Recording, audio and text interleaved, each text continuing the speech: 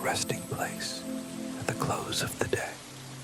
I'm grateful you've chosen to be here tonight, where words move gently, where stories unfold slowly, and where every moment is designed to guide you into sleep. This is your quiet ritual, a soft companion at the edge of night. If this is your first visit, I warmly invite you to subscribe so that each evening you may return as though you were stepping onto a familiar path, knowing it will always lead you toward calm. Tonight's story is the Little Bookshop at the corner of a cobblestone street where two lamps lean toward one another as if whispering secrets. There stands a shop small in size, but infinite in comfort. Its windows glow softly, like lanterns set down at dusk, and within them you glimpse the silhouettes of shelves that seem taller than the walls should allow. A bell rests above the door, patient, waiting to announce your arrival with a single gentle note, and beyond that threshold lies a room filled not only with books, but with the quiet promise of belonging. Paper and polished wood breathe together in the air, ready to enfold you. A place where every book is a door, and tonight you will wander among them without needing to choose, without needing to hurry. This is where our journey begins, on a rain-kissed street at night, before the Little Bookshop's glowing window. Before we step through the Little Bookshop's door, let us first prepare the body and the breath for quiet. Take a slow, steady inhale through your nose. Feel the cool air fill your lungs, a gentle expansion that brings ease. Hold it lightly for a moment, like the pause before turning a page. Then exhale through your mouth, longer than the inhale, letting go of the tension you no longer need. Again, breathe in, steady, calm, as if drawing in the glow of the lamps outside on the cobblestone street. Breathe out, slowly, completely, as though setting down a heavy book that has been carried all day.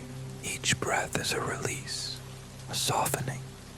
Notice the crown of your head and imagine calm flowing over it, smoothing thoughts like a hand over folded paper. That calm drifts down to your forehead, easing the space between your brows, relaxing the muscles around your eyes. Your eyelids grow heavier, comfortable, as though dusk itself were lowering them. With your next exhale, let your jaw unclench. Your lips part slightly. Your tongue rests easily. Your neck loosens, shoulders falling lower, as though gravity itself has become kinder. Your arms grow heavier, resting by your sides. Your hands soften, fingers curling loosely, ready for rest. Follow your breath into your chest. Slow rise, gentle fall. Beneath it, your belly loosens, moving like the tide of evening air. The calm continues downward, hips releasing, thighs heavy, knees soft, calves unwinding. At last, your feet rest steady, as though the cobblestones of the street are holding them in place. Around you, imagine the sounds of night collecting, the hush of a quiet street, the faint murmur of voices passing by, the patter of rain beginning against the shop's roof. A glow of lanterns reflects on the wet stones, and the air carries the scent of earth and wood. There is nothing more to do. The bookshop is waiting, and your body is ready to step inside. The cobblestone street narrows gently, its stones glistening where the rain has just touched them. Two tall lamps lean toward one another above the corner, their golden light spilling softly onto the wet pavement, as though the lamps themselves are sharing a quiet conversation. The air carries the faint scent of rain on stone, cool, fresh, grounding. And there, at the corner, stands the Little Bookshop. Its wooden sign creaks faintly in the breeze, though no words are needed to tell you what lies inside. The windows glow with an amber light, gentle and steady, cutting warm rectangles into the deepening blue of the evening. Through the glass, you see rows of shelves, higher than you expect in such a modest building, lined with spines in muted tones of red, green, and gold. Outside the door, a bell rests above the frame, silent but ready. The door itself is painted a deep shade of blue, worn at the edges by years of hands that have pushed it open. You notice raindrops sliding down its surface, catching the lamplight, glittering briefly before falling away. When you step closer, the air changes. The faint scent of old paper drifts outward, mingling with the coolness of rain. There is also a note of polished wood, warm and smooth, as if the very walls have been cared for with patience over decades. Behind you, the street grows quieter. The footsteps that once echoed have faded. The voices have hushed, and the rain begins to fall in a rhythm both steady and tender, like fingertips tapping gently on a roof. The lamps hold their glow, guarding the corner, while the bookshop waits, its door threshold between the world of night and the softer world within. This is the moment just before entering, when anticipation and calm join together. The bookshop is ready, and it feels as though it has been waiting only for you. You lift the handle and push the door open. The bell above releases a single, clear note, and then the door closes softly behind you, sealing out the sound of the rain. The air inside is warm, layered with the fragrance of paper, of ink grown mellow with time, and of polished wood that has absorbed years of quiet touch. Shelves lean toward one another, their spines a tapestry of faded colors. Some titles you recognize instantly, familiar as old friends. Others are less certain, their names worn into whispers, inviting curiosity. In the center of the shop, a round wooden table stands beneath a lamp, its surface filled with a neat stack of novels bound together with twine, as though they are preparing themselves to journey as a set, unwilling to part from one another. The bookseller looks up from behind the counter, a nod of welcome in place of words, as if silence itself were part of the shop's charm. You wander slowly among the aisles, fingertips brushing along spines, feeling the textures of cloth, leather, and paper. Each touch is like a key offered, though there is no urgency to unlock anything tonight. You pause to draw down a book at random. Its cover creaks slightly as it opens in your hands, pages whispering as they part.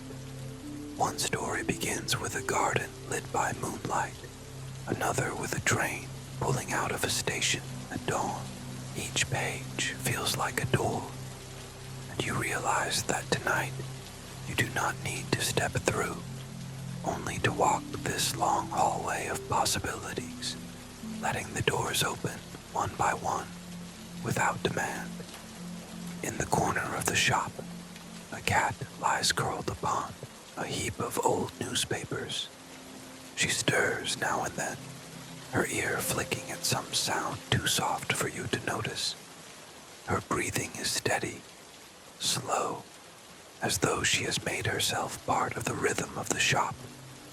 A ladder rests against the tallest shelf, its wooden rungs polished smooth by countless hands.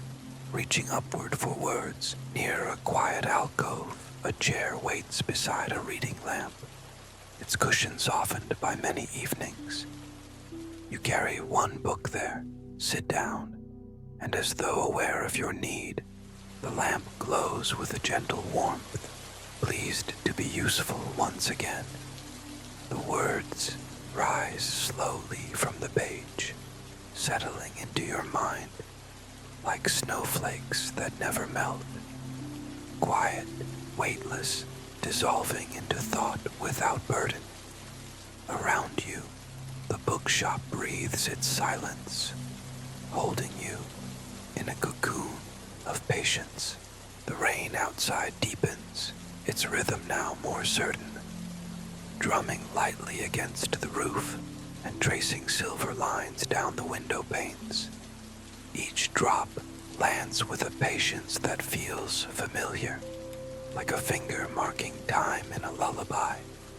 The sound is not distant. It belongs to the room now, folding itself into the stillness of the books. You turn another page, and the story settles softly into you.